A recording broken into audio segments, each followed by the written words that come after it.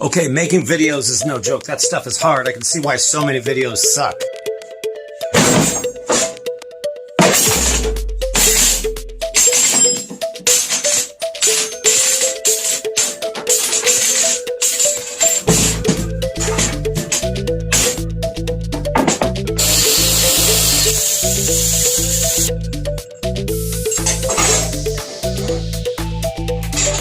Up there in the front, that 5/8 rod was pretty easy to get through. I went with a micrometer from this surface here on the lathe bed to the front edge of that post. It is within a few thousandths of an inch. I put a couple of tabs here to get in between. There's also a tab here that gets in between to get that locked solid to where it doesn't move. Then it was just a matter of welding those collars to the bottom of the plate. I'm not finished with this yet. This I'm going to have a little tab on so that I can use it to lock against that top bolt. This one I'm going to put a little pressure on and weld it down here so that it takes the play out of the threaded shaft.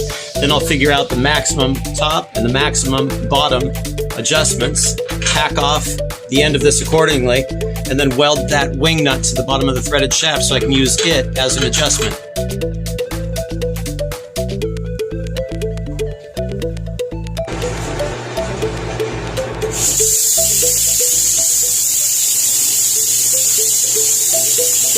Everybody, how you doing? I've had about 5 cups of coffee, and for dinner tonight I had beef chocolate. Wanted to give a little shout out to John Clothier. He was the one that gave me the idea to make this drum sander, as he'd made one out of MDF, both the cylinder and the tape. He asked for suggestions, and I thought, you know, what if you were to double up that MDF, made it a little bit more solid? And he said, yeah, it was flexing a little bit. In fact, he'd gone from a single support for the adjustment to 3.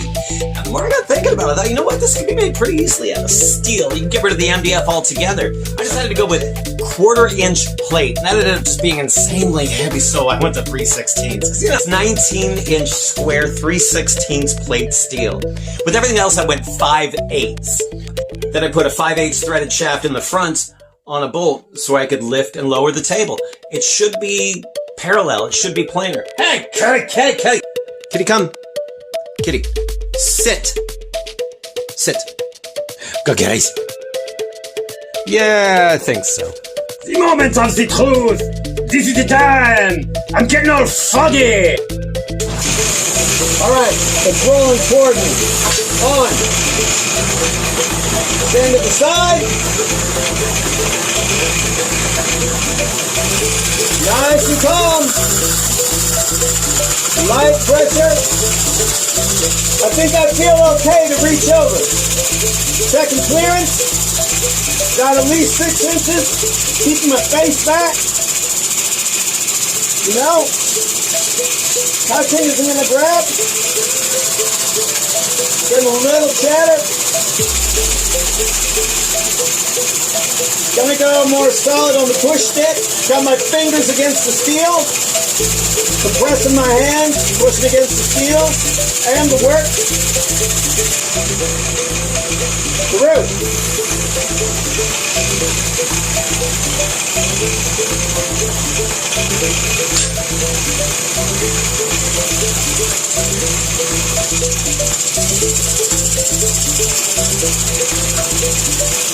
Let it go, it's not shooting back.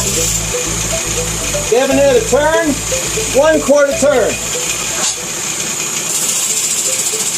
I'm feeling more confident. This is a big bite. 60 grit sandpaper. 36 and 80 were also options. Going extra slow. Feeling comfortable to lean over. Reach over, excuse me. I was doing a wheelie back there. I'm seeing 2 inches of clearance. I can see light between my jacket and the roller.